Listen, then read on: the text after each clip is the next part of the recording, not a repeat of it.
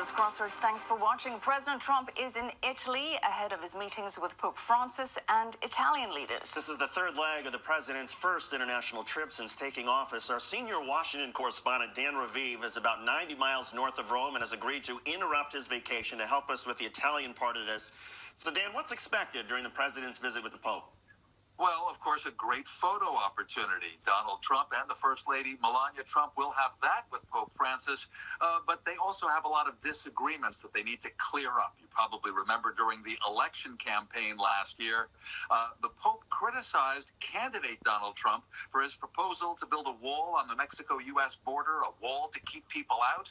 That's unchristian, the Pope said, and the Pope was, the president was very, he wasn't the president then, candidate Trump was very, very offended by that. In addition, the Pope is a believer in climate change, and of course, Donald Trump is not. Now, everything at the airport, Fiumicino in Rome, was perfectly fine, a quiet reception. There were Italian officials. You see the Carabinieri, the Italian police officers saluting there.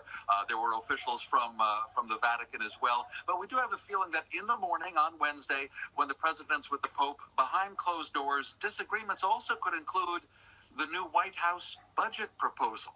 Because you may not have noticed that the Pope 4 months ago, when Trump was sworn in, said, "May America's stature continue to be measured above all by its concern for the poor, for the outcasts, and for the needy."